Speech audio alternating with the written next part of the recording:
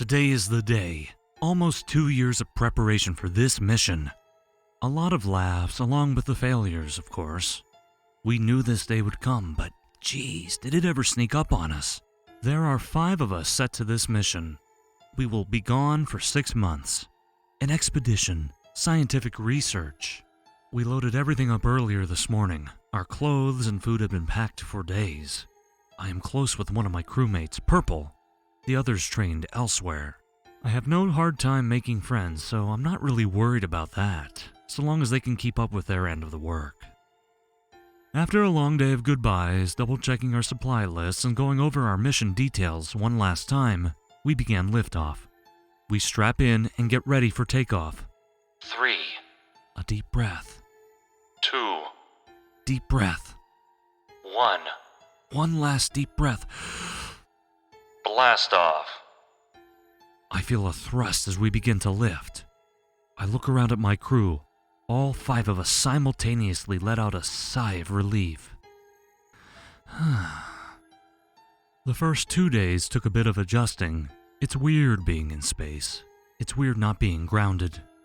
I haven't seen much of my crew, although we probably could have done a better job at introducing ourselves. Maybe tomorrow.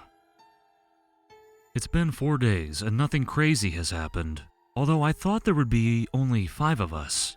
Last I checked, there were 6.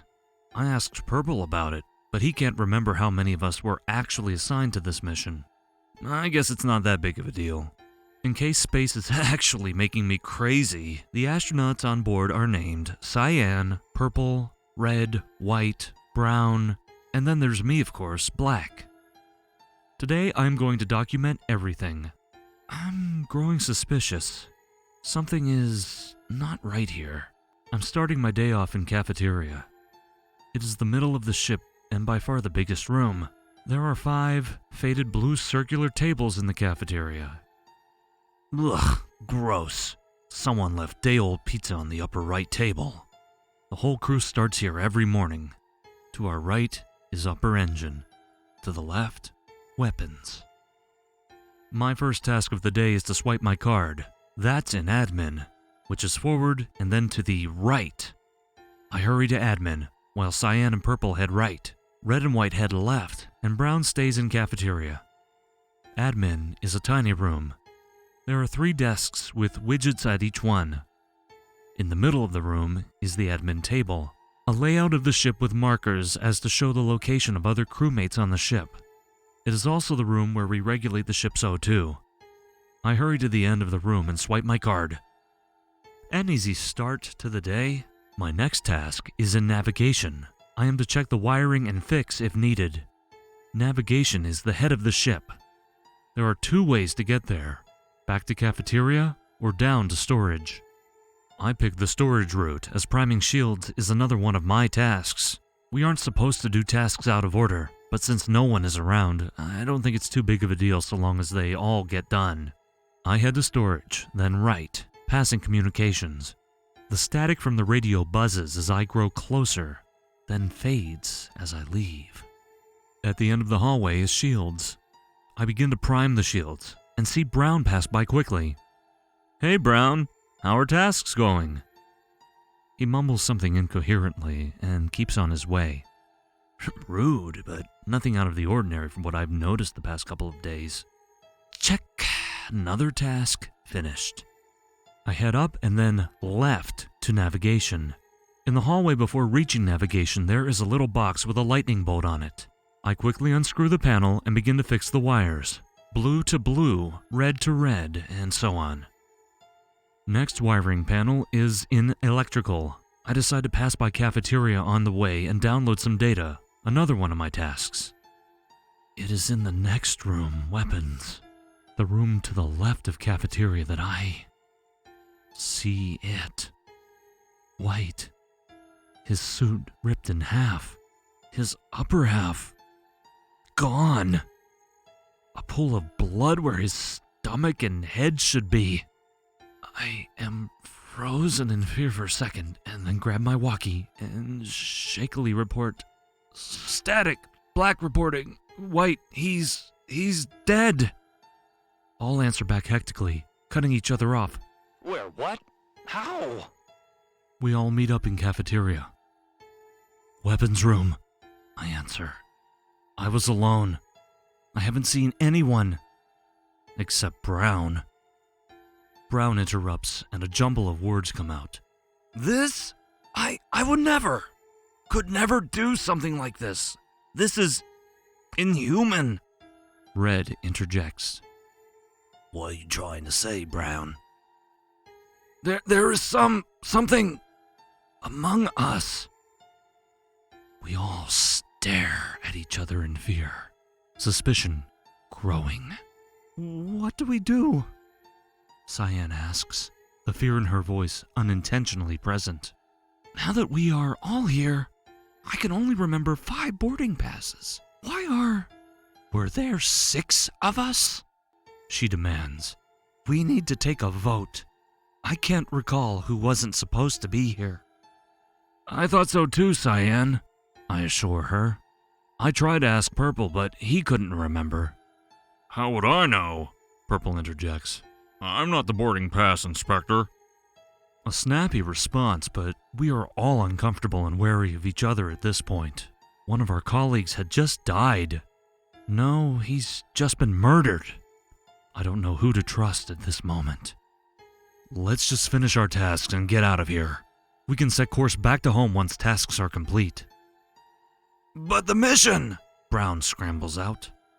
Our mission is over, Brown, I say. We need to finish our tasks and head home. We decide to skip voting anyone without further information. We break away from cafeteria. I hurry down to storage, then left to electrical. I didn't see which way the others went. In all of the commotion, I forgot to look. What could have done that to White? What? The way the body was cut in half? Only an animal could do that. And where was the upper half? Stop. I can't keep thinking of it. Picturing it. I see the little electrical panel and quickly unscrew it. The wires in this box are cut, like the first one. I patch them and close the box. Shoot, in all the commotion, I forgot to do my task in cafeteria. I head back up to cafeteria to download important data. Might as well report what we have found in the week since launch.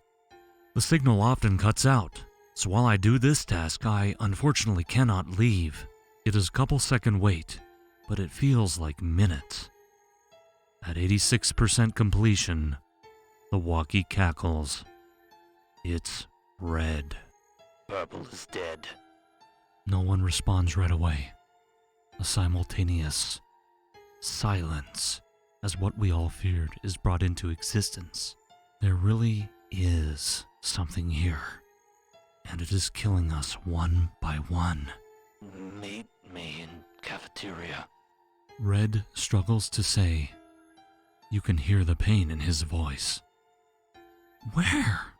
Cyan demands. Lower engine. Red answers. I don't want to randomly throw names, but I saw Brown following Purple earlier. Lies. Brown mumbles. He's lying! He looks to the rest of us, his helmet black and opaque. I cannot see his face, just like he cannot see mine. I can only hear his voice, but I am unsure if it is a voice I can trust. He has to go! Cyan bursts out. If you saw Brown, then the imposter is him. We have to vote him out. Calm down, Cyan. I try to calm her, but she isn't thinking straight anymore. Vote him out! Vote him out! Vote him out! She screams. I'm not sure what to say. A vote, Red also demands. Okay.